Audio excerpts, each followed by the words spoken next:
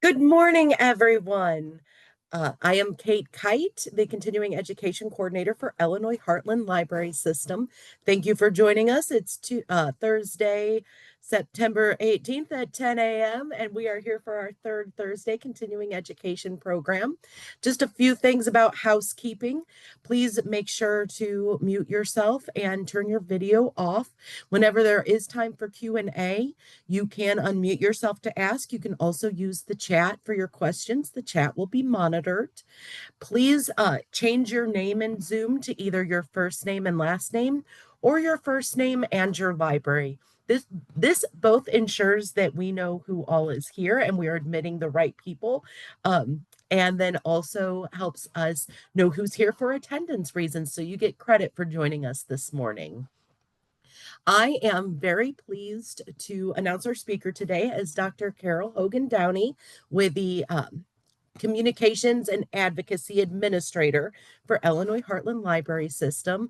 She is a joy to work with and my cubicle neighbor, one cube over. And I'm going to go ahead and turn it over to Carol for our presentation today. Thank you, Kate. All right, I am going to go ahead and get this set up. I realized I should have done this before. Oh, well, nope, not that one. Here we go.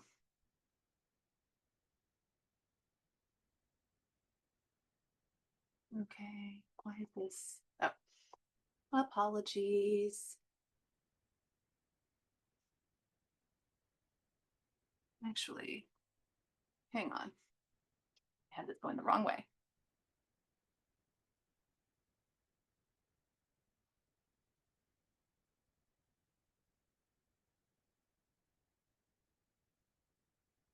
Let me. Okay. And there we are. Okay. And let me move this guy because I've got move you, but I don't like seeing myself on there.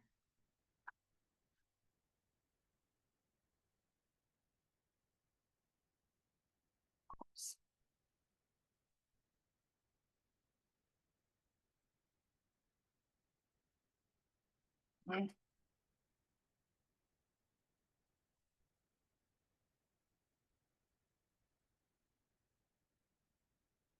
Forgive me.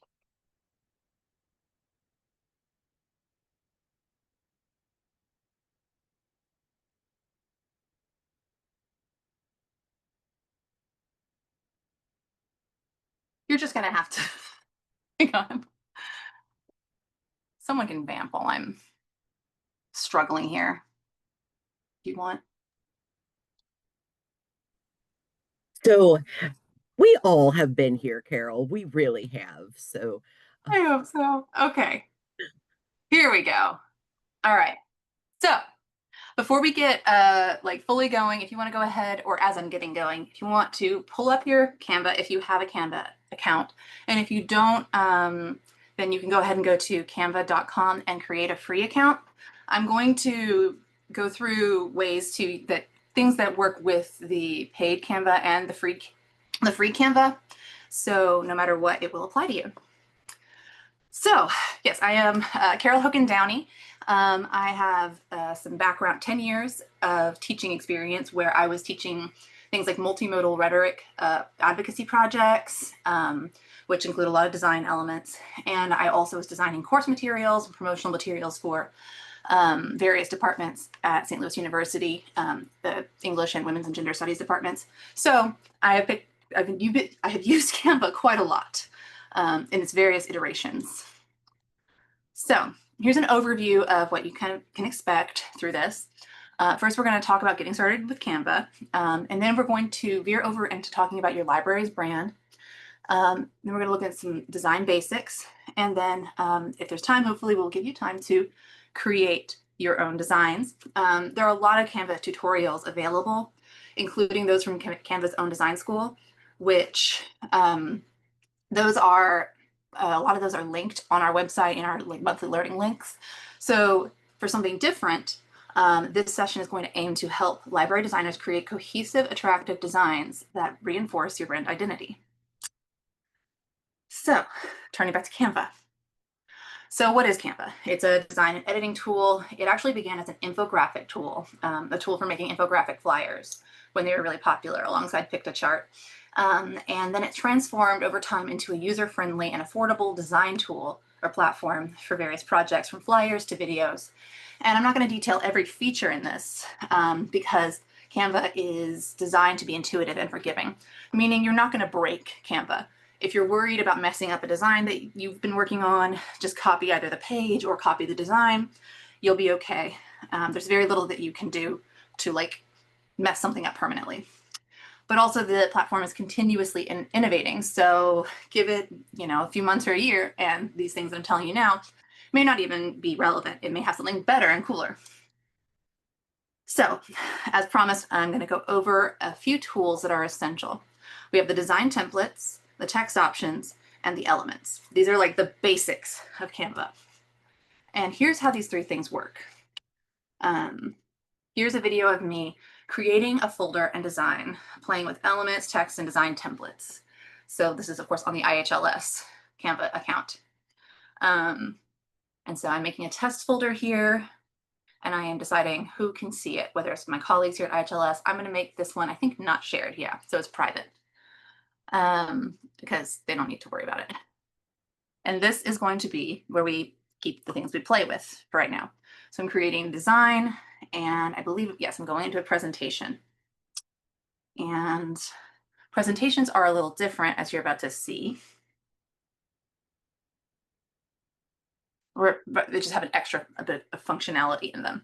But here's, adding text. You can use these cool text templates, which are entirely like editable. So you can ungroup these pieces, and usually by right-clicking and then selecting ungroup, and you can put in whatever text you want and see whatever fits. It's like this doesn't quite fit as well here as it did on the tech-powered business, because cool is a shorter word.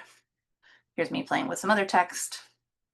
There are also shortcuts you can learn, like hitting T to make text happen. You can change the colors, alignment. You can make it all caps. You can do bullets or numbers. You can mess with the line and letter spacing. You can play with like typography stuff, like kerning and ligatures to make it like extra pretty if that particular font has that. You can do superscript and subscript.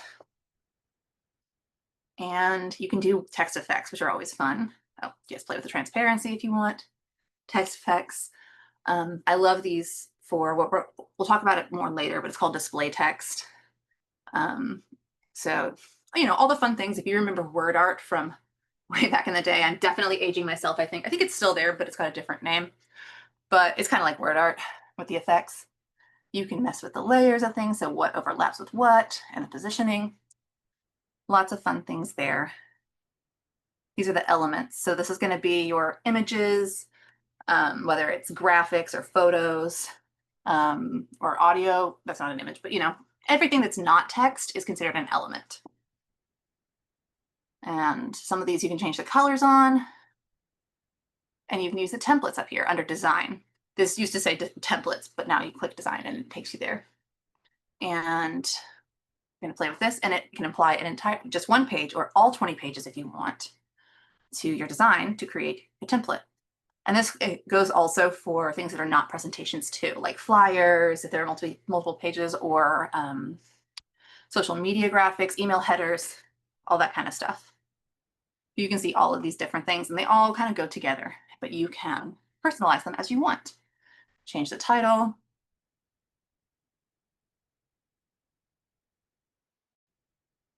And so on and so forth. And I highly recommend using these templates if you are starting with like a brand new design, just to get the ball rolling somewhere. You may end up changing everything about it, but it puts things in places so you don't have to sit there and figure out where everything goes and start from scratch. So now, like I said, with presentations, there's another thing too that you probably saw pop up there, and that's these layouts. If you do a lot with PowerPoint, you're probably familiar with the design. I think it's, the design ideas. I think it's called design now. But this is a video of me using that layout feature. It takes a second, but it will give you different ideas for how this can be laid out. And so you can change that. And I actually applied it whenever I made this presentation, because it's a lot faster than, again, coming up with it from scratch. And it does it for each slide. And it's not going to necessarily be perfect for each one. You're probably going to have to move things around. It's not like, you know, I don't think it uses AI to do these templates, but it's kind of like if you do ever use AI to create something, it's not going to be perfect on the first draft. Never use it for the final draft, you know. Um, yeah, you've got a lot of different slide types. And also you can see where I selected like apply brand styles. You can see this is our navy right here. It didn't change all of the colors. Sometimes it will, depending on what, is a feature of the element, but that way it can be branded. It also started to use our preferred fonts, or some of them. Now, Canva is excellent for a lot of things, but one of them is, especially as a library, as a business, or whatever, maintaining consistent branding styles across designs. So I'll show you how to do this, and you can think about your brand identity and consider the elements that you're still unsure about as we go through design concepts too. And I'll have a worksheet for that, which Kate will share at the end of this presentation. So bear with me. So first, we're going to spend some time covering how to get your library's account set up for easy, consistent branding. This involves creating the brand kit, brand templates, and your groups. And we'll be setting our kits up in a minute. The brand kit is not available on the basic or free version of Canva. So if you don't have one, don't worry. You can use the URL in the chat or this QR code to access a template I made for a DIY brand kit and work brand design. Just make sure that you start the design when you do it to access it later. Kate can also share this link to this template in the chat. So here is how you start a design, as I mentioned. Where did that go? Hello. There's the play button. And of course, it didn't click it in the right spot. So yeah, you just, click those three dots and the star will appear. You click the star. It's really, really simple. Now, you can watch me create a brand kit here if you have the paid version or the Canva for Nonprofits version. So you can add your logo files. First from home, I'm going to go to brand and then I select brand kits. And then I'll add new because we have several brand kits already. And you can add your logo files, pick your colors. And if you don't know the hex code, which is that 6-digit code, you can click that eyedropper and take it to pull the color out of the logo that you upload. It'll go all over the screen. And you can even add a brand voice below. As you see me adding some colors just for funs. Just typing in letters here. I do have some of our hex codes memorized by now.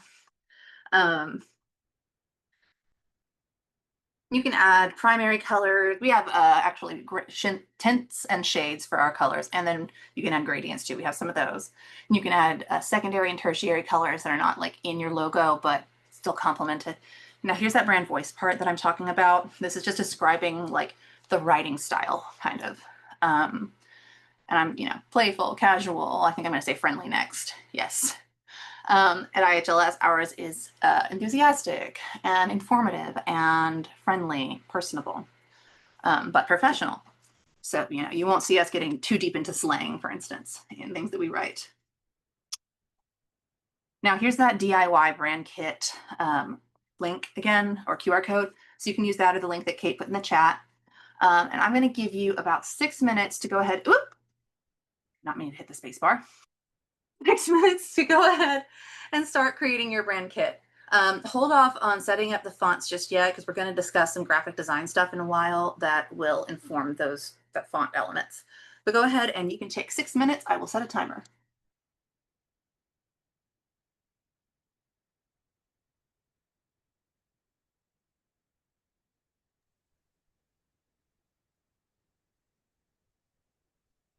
Carol, do you want me to put the how to build a brand kit and examples link in the chat as well? Sure, if you'd like to do that, yeah. Because building a brand kit is only if you have Canva Pro, correct? Well, yeah. So the information from Canva, yes. The DIY brand kit is me like circumventing that.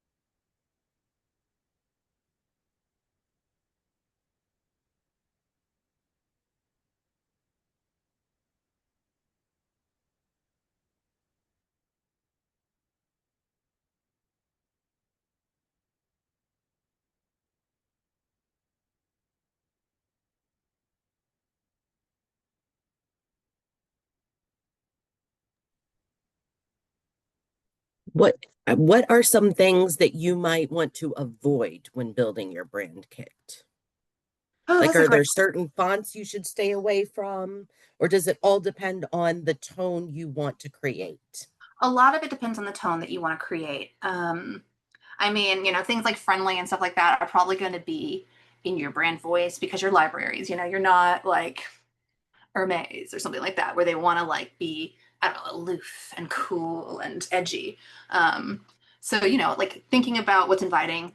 We will get to fonts later, but for colors, if you don't have a lot of colors already in your logo, or if your logo is like one color, or you don't even have a logo, make sure that you have some different values, which we'll talk. Actually, we won't talk about values. Color value is going to be how dark or light it is. So you want some contrast. So a lighter color with a darker color. You'll see, with the IHLS logos, you can see in the bottom right-hand corner of the screen, we have that lighter blue and the darker blue. So even if it's in black and white or someone has some kind of color blindness thing, it'll still pop. This will still show as different colors. Um, and you don't want to go with too many primary colors. Again, if you're creating your primary colors, because that can make it harder to make a single color logo. If you ever want to do that, which I can work with people in a consultation to create something like that for you, or a logo redesign or any of those things. I'm happy to help with. Yeah, And we do have a question in the chat. yeah. Uh, do you know the cost of the Canva Pro? It's about $100 a year per user. I have a personal one that I do things that are not work related on. So yeah, if it's like a one person's going to be using it, or you have it logged in on your staff computer at all times, then I think it's definitely worth the cost. The Canva for nonprofits has become even harder to get. So if you have like a friend group that's got a 501c3, or you are partnering with a 501c3, you can share Canva that way. That'd be cool. But yeah, Oh, Sarah just put the link for Canva for nonprofits. thank you, Sarah.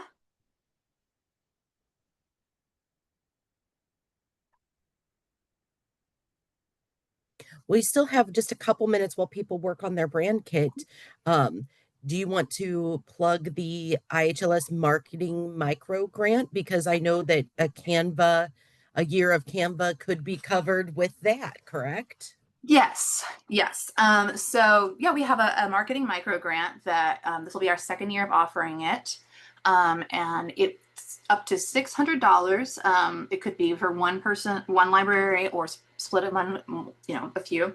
Last year was a couple of libraries. The way you apply is it's a single project, some sort of marketing, outreach, advocacy project that you propose, and you need to show how it adheres to our our brand, or our ideals. I'm so sorry. I can't the word, but they're on our website.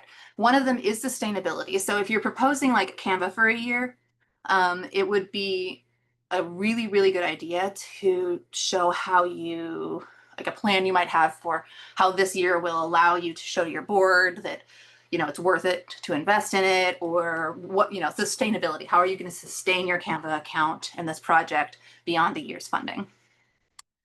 Um, yeah. And so I'm not positive if we're going to have the same timeline as last year, but it will be promoted in the newsletter, our website, and our social media.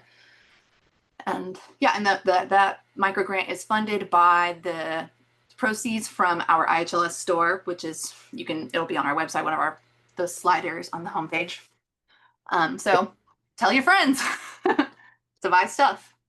I did put last year's grant information in the chat, as well as the article about Mississippi Valley. And hey, that we're back on track. Yes, thank you, Kate. All right. So, like I said, for brand templates, if you have the free basic version, I really recommend creating some designs and keeping them in a brand templates folder, and just your templates. Just be sure to copy those designs manually when you want to use the template to create a new one, so you don't edit the template itself. And here's how you copy those. So here's me kind of going through all these things because apparently I can't read. And you click, there it is, make a design copy, and it'll say copy of that. You can change that title, of course. And here's me going through the motions to move it to another folder, coming out of the test folder that we're in. And you can see all these different things. And I'll select one and I'll go through a few levels, like folders within it. But you can stop it at any point whenever you're inside a folder or where you want to move it. So I got social engagement, and I could just stop it there. Or I can keep going to show different levels of wherever I want to put it. But that's how you put that in. And I didn't actually move it because those are folders that we're using, and I don't want this random design in here. But if you have a pro Canva account or Canva for nonprofits, here's where you can find your templates. When you select a template, it'll give you the option to use the template or create a new design with it. And that allows you to change elements in your design without altering the template.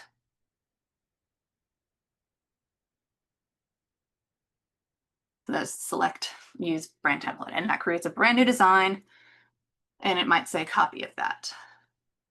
So it's very similar to how copying and design works. It's just it's just a different route to it, but same kind of thing.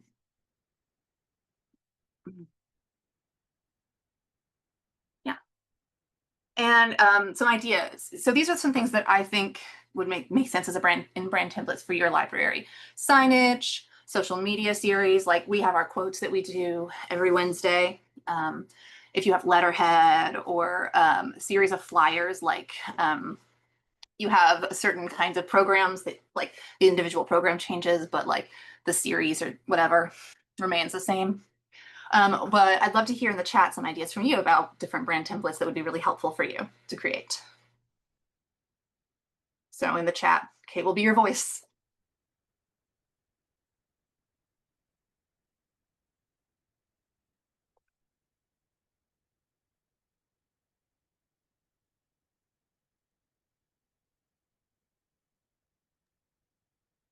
Everybody's thinking really hard, Carol, and I nobody's put guess so. anything in yet.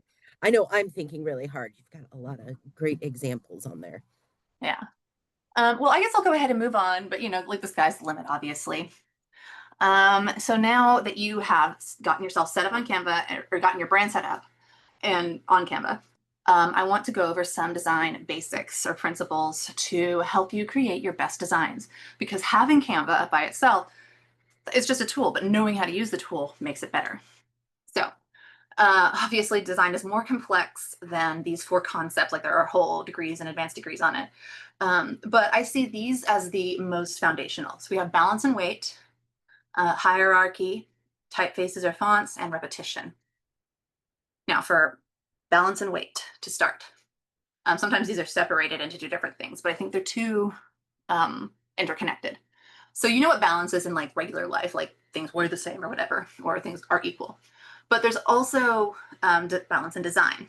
So there's symmetrical balance and asymmetrical balance, as you see here, which can be even more complicated than this. And you can also apply the rule of thirds, by which you divide the field, that's the area of the design, into thirds, vertically and or horizontally, keeping those balanced, things are roughly the same size, taking up the same amount of space-ish in those fields, creates a design that appeals to the eye. It looks right. It looks polished. Now, weight is how we establish balance. Weight represents the amount of force with which an object draws your eye, particularly when you compare it with other objects in that field. So weight is established with roughly these 4 things. Color value, so we mentioned values before.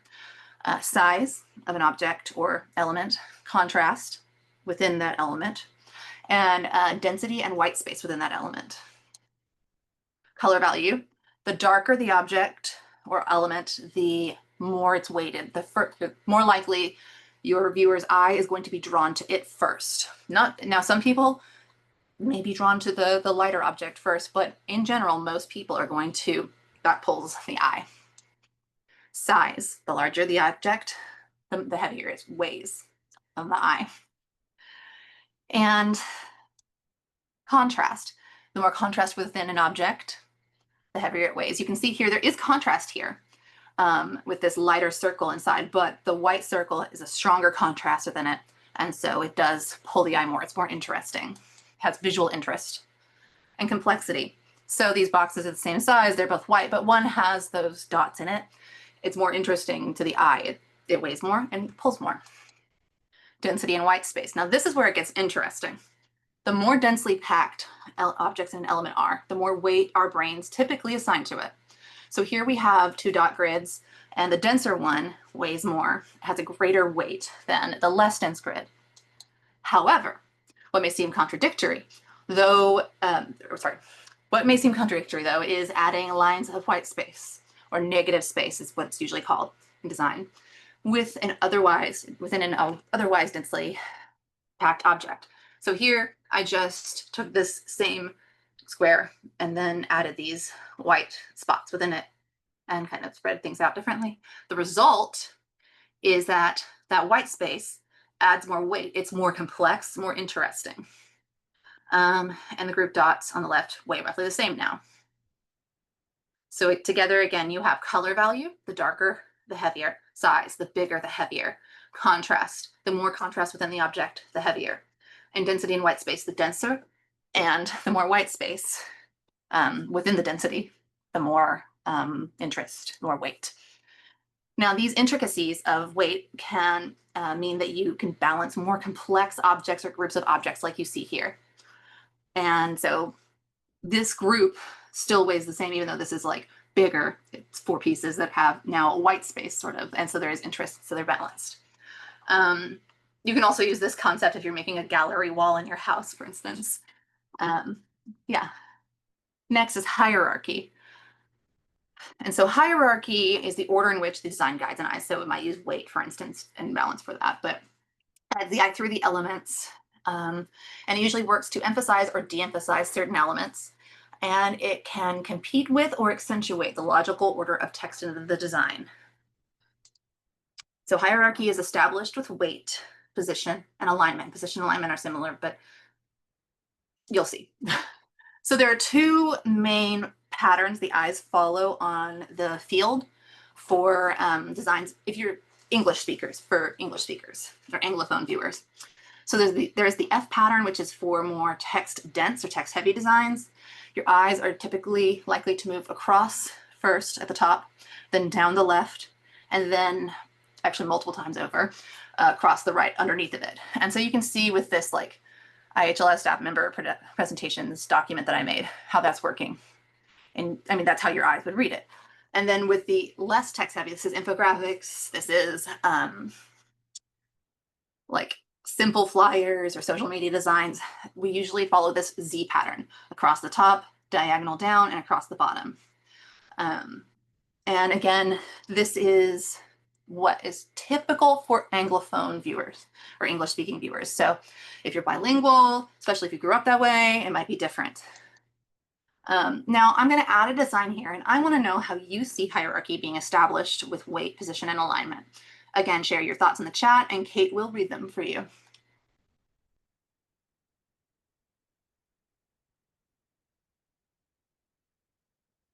And I will give a timer of like, let's do, why is this being weird? 2 or 1 minute and 30 seconds. 1 and go. Oh, I see. And it looks like in the chat, Carrie has put some links to for accessibility, like the contrast checker, and then also the link to the Canva using design accessibility. Thank you very much for that. And a note with that contrast checker too, that is a great place to use as you are creating your brand primary colors or establishing like for certain what your brand primary colors are, because if you want to be able to use both, all 3 or however many colors you use for your brand, if you want to use them for text as I have here, this is an old design I made, I'll admit. You want to make sure that they all contrast with a usual white field. This orange actually doesn't. And so it's something that I am aware of and am working on fixing. It just means that we won't be able to use that for text, small text on a white field. But Yeah, yes. so oh, sorry, Sorry. Carol. I just said thank you. What was it? Oh, I was gonna say that that in the chat someone has noted that the design looks 3D, so that really stands out. Okay. The sizing shows hierarchy, bringing specific emphasis. Same with the bright color contrast. Yeah. Yeah. The color contrast, you can definitely see over here, contrast pulling the eye there with the dark as well. Um, and just go ahead and stop this. And we can move on to our next slide where I show what I saw. And these are not the only ways, but that's what I recognize as ways to demonstrate hierarchy. We have alignment here. Indenting is one of the big ways that people, like, even if you're in an academic paper, you're writing your works cited and you have that hanging indent. That's because the title is usually the most important part because that's why people are reading it. For here, usually the title of a presentation is the most important part unless you know the presenter, because you're usually going to go for the topic. And so it is the title is indented here. And so you have that alignment showing hierarchy. You have position here, titles at the top. We have weight, heavy titles also. And here I think is really interesting where the blue kind of comes across as darker. And so it pulls your eye here first, usually, for everybody. And then you see here the contrast, especially with set, is not as strong. And yeah, so there are lots of things working to tell you how to read these documents or to help you read these documents or designs. Now, for fonts, what you've been waiting for. So fonts have a lot of character, if you will, and I'm sorry for the pun. But there is a lot there. We have some basic categories that can overlap to some extent. There are serif and sans serif fonts. Serif fonts have these little flourishes where the lines terminate. Some have more than others. Sans serif doesn't have those flourishes, though it can be very decorative and pretty. And then we have block versus script fonts. Block looks like it was typed on a computer. Script looks like it was done by hand, whether it's really fancy, like I couldn't do this by hand, but someone could. It at least emulates like something done by hand, or like it was just drawn by a regular person. These are both script fonts. Body text or body typefaces are smaller. They're going to be like less fancy typically. They're simple. Like I said, they're used in main text, the body, especially if you have a text heavy document or design. Whereas display fonts typically are bigger and bolder. They're more decorative, or they can be. And they're going to be used for titles and headings and things like flourishes of certain kinds. Now, here's why those things matter. Because they speak to how the mood of the design or the vibes or personalities. And that shapes the way that the designer or brand your library is understood. So serif is typically understood as traditional and cozy, especially if you get the ones that look like they're in like an old book or an old typewriter style. Though the typewriter style ones also have their own like vibe that I'm sure you can kind of intuit. Sans serif is modern, sleek, digital. Most of the stuff you're going to see read on the computer is going to be sans serif because it's been understood, or studies have did show, I don't know if they still do, that it's easier to read sans serif fonts on like a screen.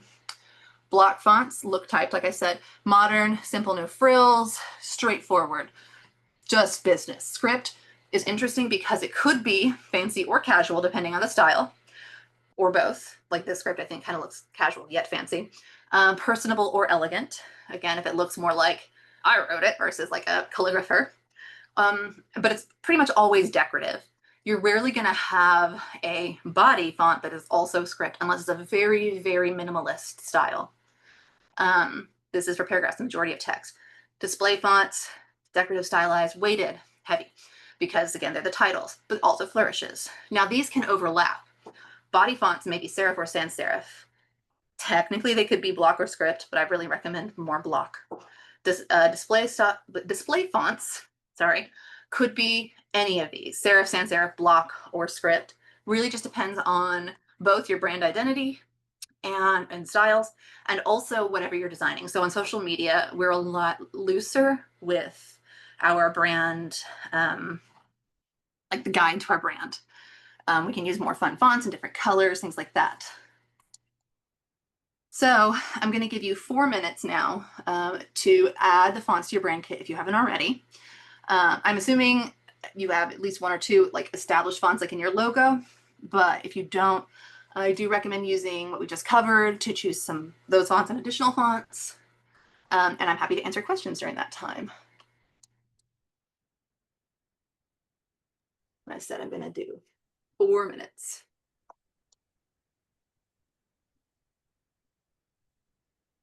And in the chat, Carrie has put links for learn the old or a Canva learning about the ultimate guide to font pairing and also how to use fonts effectively in Thank you, Canva. Carrie. Coming in clutch here.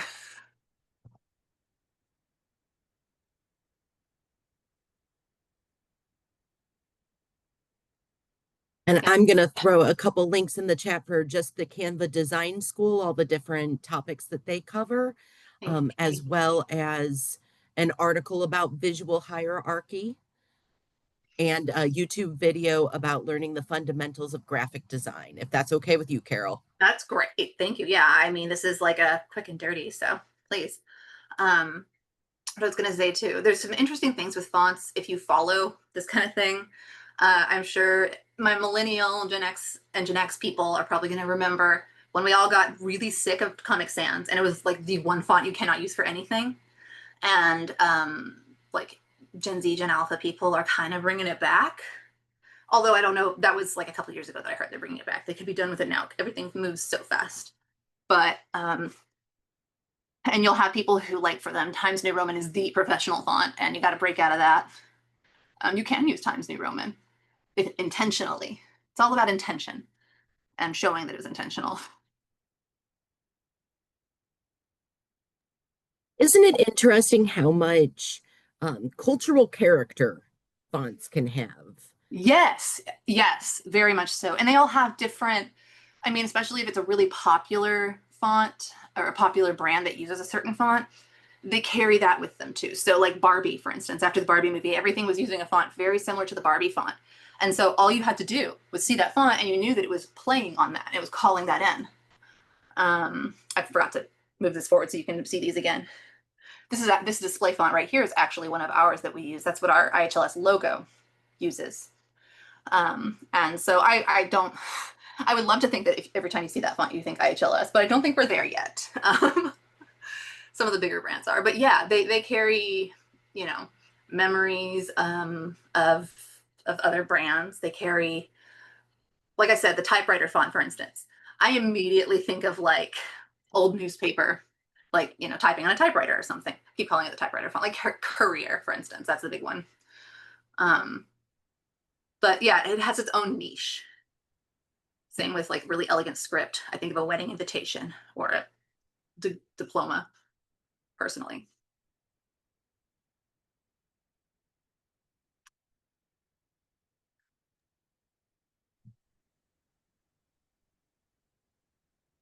Are there any fonts that you would definitely not use on like signage, or are there fonts that and are there fonts that for accessibility reasons you would avoid using? For signage, definitely. Signage or anything where it's really important, like you don't have the opportunity to have alt text with it. You want to avoid anything really fanciful, like these script fonts, even this display font, really. If it's something where there's alt text, that's different. But people with various visual impairments, dyslexia is one of them, but there are others too. It's really hard to read that.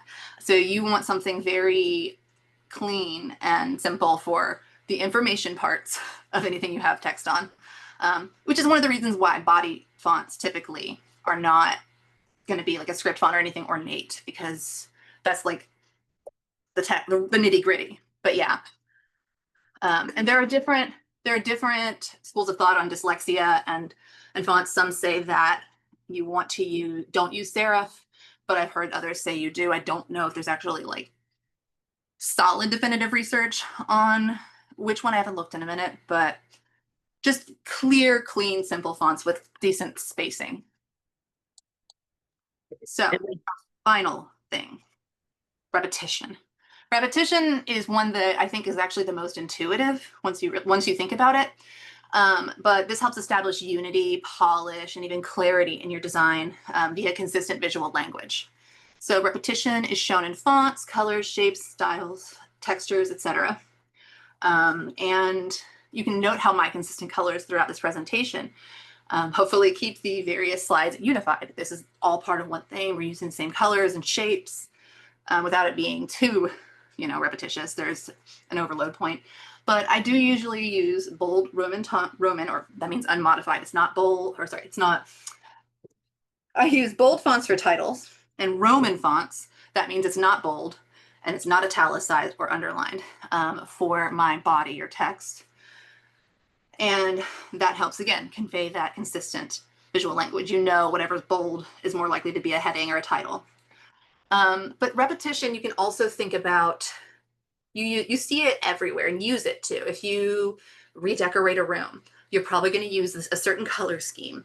Not down, you may not be super strict with it, but if your walls are blue, you might have blue pillows in a similar shade to pull it together, as they say, pulling the room together.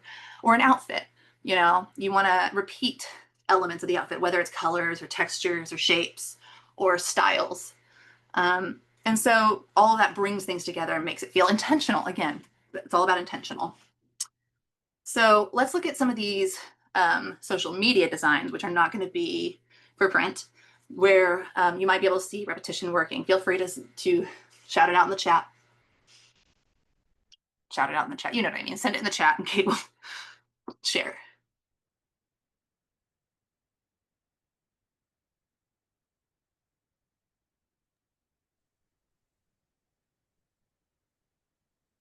Well, everyone is thinking, I do want to catch you up, Carol, that there was a beginning of a spirited discussion about favorite fonts in the chat. Uh, Yes. Jace's favorite is Garamond, and Hannah avoids Papyrus. And I was trying to think, and I don't think that I am exciting enough to have a favorite font. I like the plain ones. The plain ones are good. I am with Hannah about it. Papyrus is the other one that I think that is clear to avoid. I just saw a meme the other night that was like 8-year-old me making a presentation on ancient Egypt, pulls up the fonts, sees papyrus. Yes. So unless you're doing a presentation on ancient Egypt, avoid papyrus because it is also way overdone. Give it, another decade, and then you might have some youth bringing it back as the new ironic cool font. But yeah, I also love Garamond and Georgia. And I love the fonts that the weight is different. It's hard to explain. I can't forget what they're called. But yeah. So anybody have anything they notice about repetition happening within these different designs?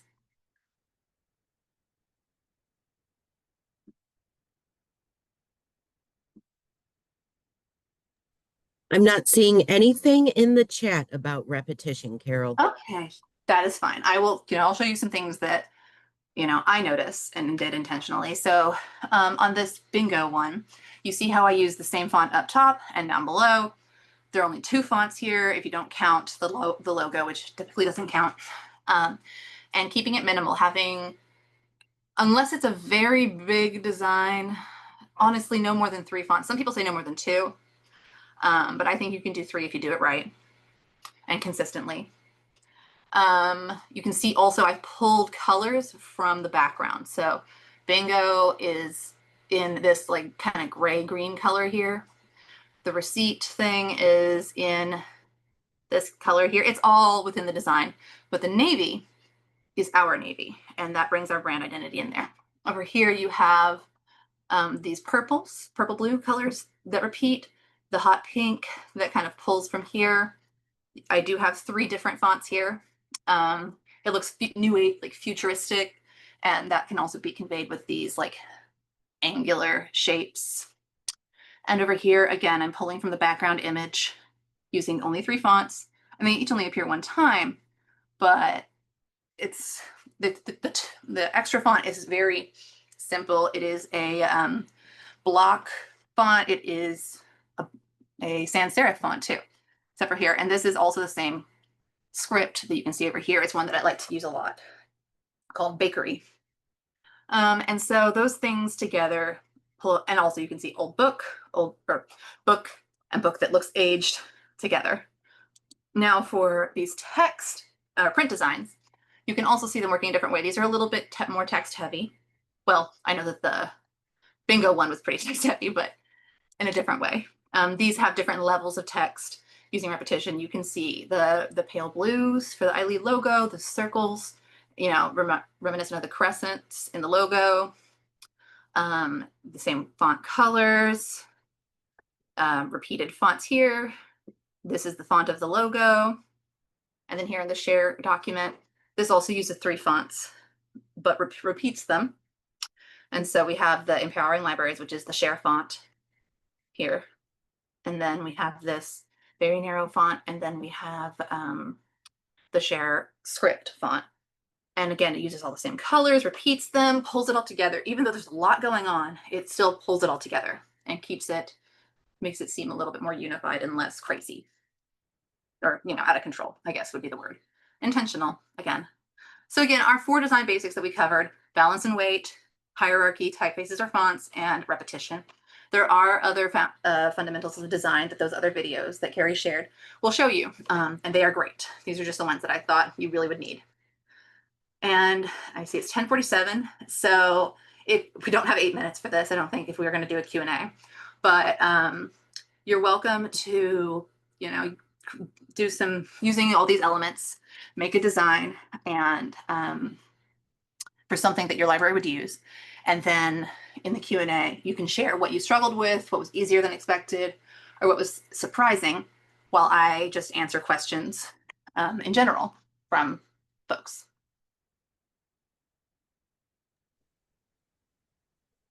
I want to do a quick plug because I just thought of a potential follow-up, Carol, if you Ooh, are available next Thursday for our director's chat. I am. Um, our new platform that we're using is Campfire. And in Campfire, you can actually upload pictures to the chat. So anyone that is here, I would totally invite you to spend some time, especially if you're new to Canva, working on one of those documents that Carol had on the previous slide. And that would be a great place to kind of show and tell what you've been working on. Definitely. Yes, please. It'd be fun.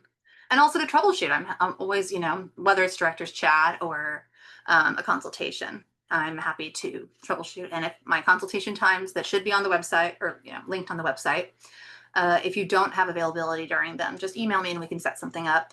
And it doesn't have to be like an all talking consultation. It could be like, I need help making a single color logo out of my logo. And we can you can give me instructions and we can kind of work on it. I can work on it with you. So yeah. Okay, a question did come in the chat. Um, that this person is new to Canva and they have found designs that a previous librarian had made and played with those designs. How do you print one or share one to Facebook or the library website? That's a great question. So the easiest way to print designs is to download them as PDFs. So I'll just be done with the screen share actually for a second. And then what we will do is I'll share my screen again.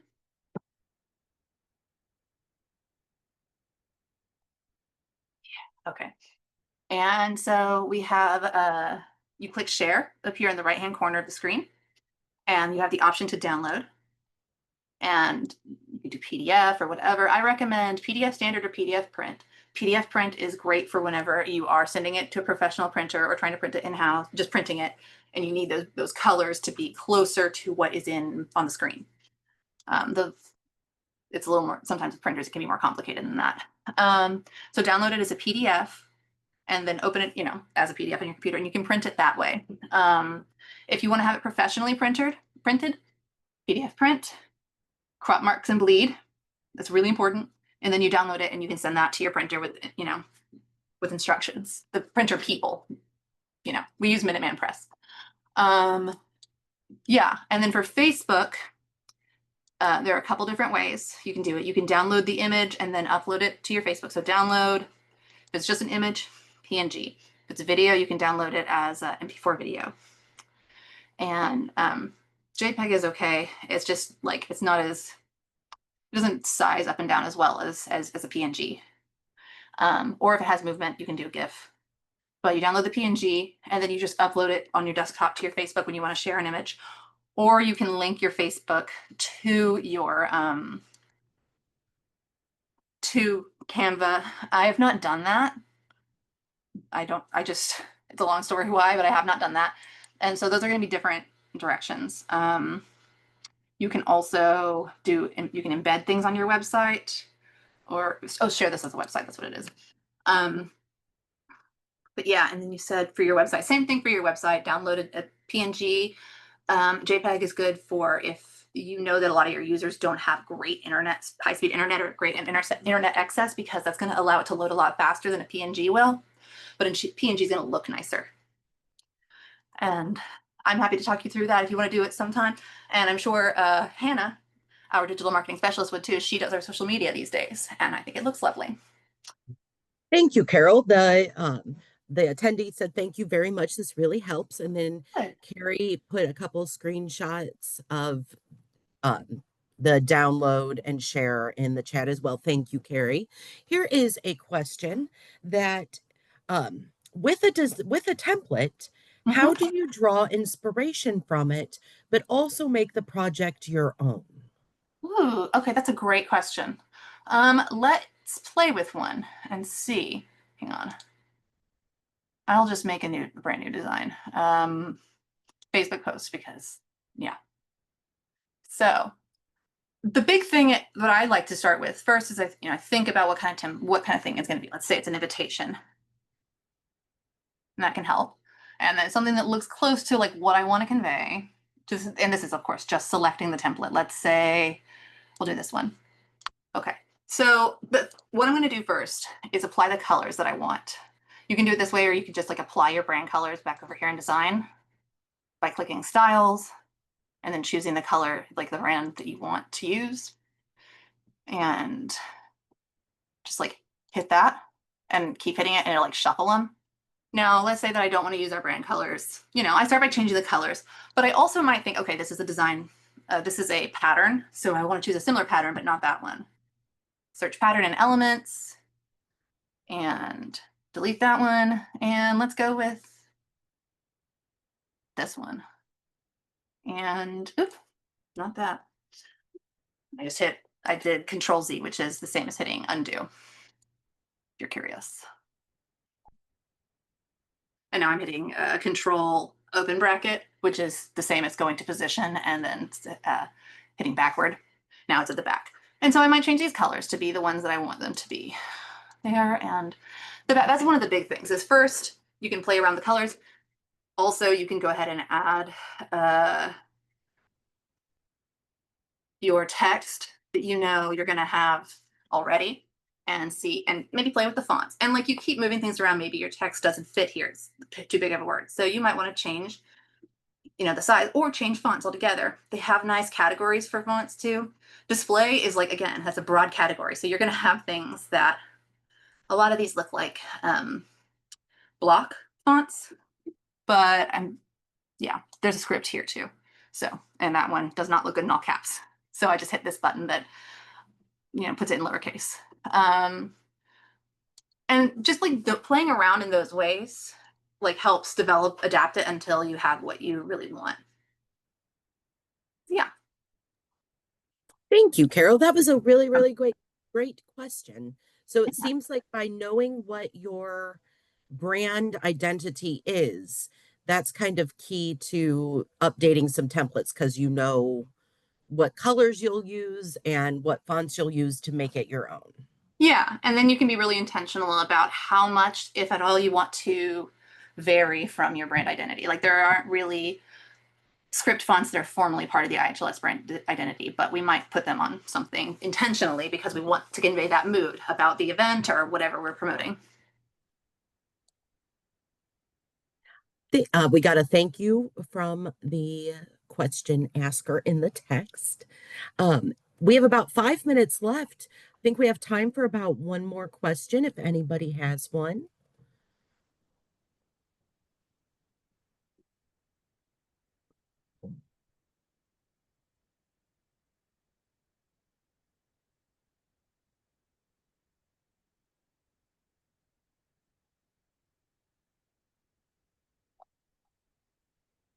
Oh, we do have a suggestion that in the remaining time, you might want to walk through right click and align elements feature. Yeah, that's a great idea. So you can right click any element and you can see here, you can align it to the page, left, right, top, middle, center, bottom. You can also select, and I'm hitting shift here, you can do this, like there's a lot here. So I'm gonna, and if I like do the typical like click and drag, it's gonna pull a lot of things. You can unselect them if you want and then just have those things, or you can hit shift and click them one by one. I do both. Hit position, or you can right click and align elements or space, it has some other things. I could space them even vertically, tweaks it. They're all centered already. You can do horizontally. You can also change, like if this like this shape isn't quite right. Let's pull something that's a little bit more finicky, actually. Let's say that the size of this one isn't quite right. Um, I'll just go to position. I typically end up going to position up there. And you can move it just a little bit across the screen, like incrementally. Most of you probably won't worry about that, but I get really, really, I'm very specific about placement on certain things. You can change the size here too if you want it just a little bit smaller, and it'll change the size. But yeah, that's a very helpful one. And that's also, again, position or right click and kind of, yeah, layer. You can choose where it goes in the layer. Show layers brings it over here. If I want it behind the text, I just drag it down. You can lock items. Right click lock, or you can also, usually you can click the item, hit the three dots, and it'll give you the option to lock it. Lock position only, I've still not figured out. I thought it worked one way, but it doesn't. And so I don't ever use that. And that means that you can highlight things, you can move things around, but this won't move. You can change everything's color, but that won't change. You can move things around it, all of that. Thank you. I know my personal Canva obstacle is usually accidentally moving things that I don't want to have moved. So Yeah, no, I am constantly doing that. And, Control Z is your friend, or just the undo button. Um, and so if you haven't locked it already. But yeah, I do a lot of undoing on Canva. well, thank you. It's 10:59. We are right on time. Carol, would you mind dropping your contact information in the chat? Okay. And I want to thank everyone for joining us for this presentation. And here in about a minute, we're going to switch on over to our Members Matter portion.